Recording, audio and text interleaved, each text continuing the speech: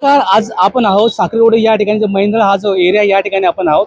या ठिकाणी काल सायंकाळी लगभग 6:30च्या दरम्यान एक घटना घडली, जी एक साखळी जी ही चोरीस गेली आणि त्या ज्या संदर्भातली जे महिला आहे त्या महिलांची साखळी चोरी गेली त्या आज आपल्या सोबत आहे. ताई, काय सांगणार या संदर्भात आपण?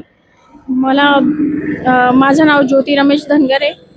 आम्ही सायंकाळी इच्छापूर गणपती मंदिरला जात होतो आणि तेवढ्यात मावशी आणि मी होती. मावशीला गाडीवर बसवलं आणि गाडी निघाली. तेवढ्यात दोन मोटरसायकलवर आले, हेल्मेट घातलेला होता आणि त्यांनी माझ्या गळ्यातून चेन ओढून घेऊन गेले.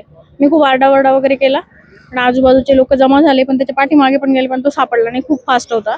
अच्छा, ते दोन बाईक स्वारवाले तुम्ही त्यांना पाहिलंय का? नाही, पाहिलं नाहीये. आधी पुढचा आहे तो हेल्मेट घातलेला होता आणि खाली त्याने मास्क लावलेला मागचा. मग या संदर्भात तुम्ही जे तालुका पोलीस जे अधिकारी यांच्याशी तुम्ही संपर्क साधला, तुम्ही कंप्लेंट नोंदवली का? हो, कंप्लेंट नोंदवली आहे. काल गेलो होतो आम्ही संध्याकाळी, कंप्लेंट नोंदवली आहे आणि त्यांनी ते PI सर आहेत ना, पाटील सर, त्यांनी पण कंप्लेंट घेतलेली, ते चौकशी करतायत.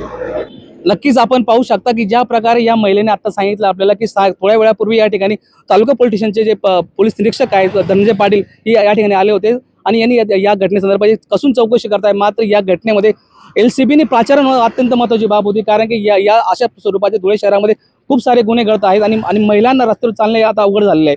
अशा परिस्थितीमध्ये आपण पाहत आहोत की ज्या प्रकारे LCB ही छोटे मोठे काही छापे टाकून ज्या प्रकारे आता सौंदर्य प्रसाद संदर्भात काही छापा टाकला, आम्ही त्या कारवाईचं नक्कीच आम्ही कौतुक करतो. मात्र धुळे शहरामध्ये अशा प्रकारे काही घटना घडत असतील तर LCBने या ठिकाणी देखील तितकंच जाणीवपूर्वक लक्ष घालणं गरजेचं आहे आणि अशा गुन्हेगारा गजाळा आपण करणार का, हा सर्वात मोठा मुद्दा आपला ठरणार आहे जनसामान्याचा.